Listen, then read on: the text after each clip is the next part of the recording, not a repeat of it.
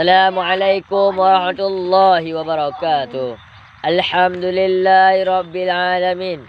Wabihi nasta'in ala umuri dunia waddin. Wassalatu wassalamu ala asyrafil anbiya wal mursalin amma ba'. Yang pertama, tidak lupa pula kita panjatkan puji beserta syukur kita kepada Allah Subhanahu wa taala, yang mana oleh Allah telah memberi kepada kita beribu-ribu nikmat sehingga tak bisa kita hitung hingga hari kiamat. Alhamdulillah. Tidak lupa pula kita berselawat, bertangkaikan salam kepada baginda Nabi besar Muhammad sallallahu alaihi wasallam yang telah membawa kita dari alam jahiliyah ke alam Islamiyah, dari alam kegelapan ke alam yang penuh dengan ilmu pengetahuan.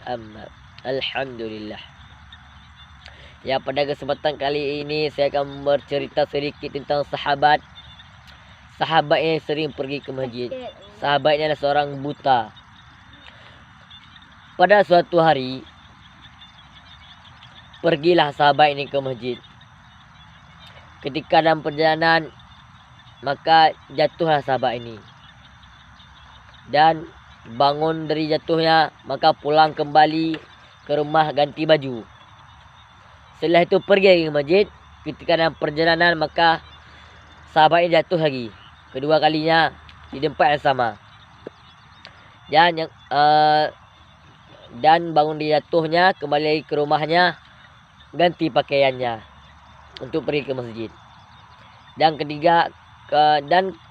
ketika mau pergi ke masjid ketiga kalinya, maka ketika mau jatuh di tempat yang sama, maka ditangkaplah oleh seorang.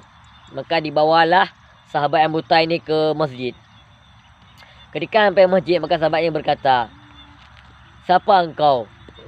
"Aku adalah jin." Dan jin ini menjawab, "Kenapa engkau menangkap saya ketika mau jatuh?" Jin ini menjawab, "Yang pertama, ketika jatuh pertama, maka dosamu diampuni oleh Allah Subhanahu wa taala, dari dosa kecil sampai dosa besar.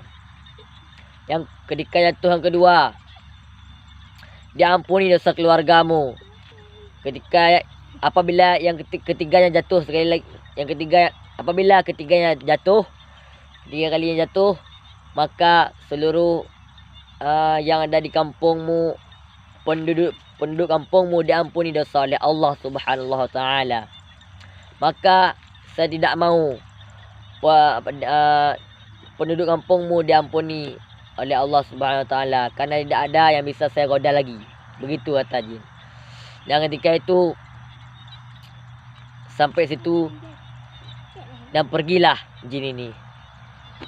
Sekianlah cerita sahabat yang buta yang pergi ke masjid.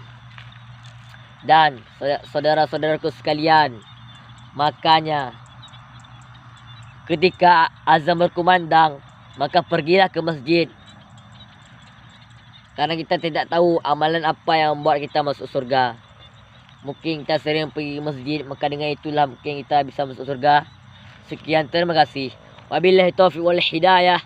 Wassalamualaikum warahmatullahi wabarakatuh. It's caught in the crossfire.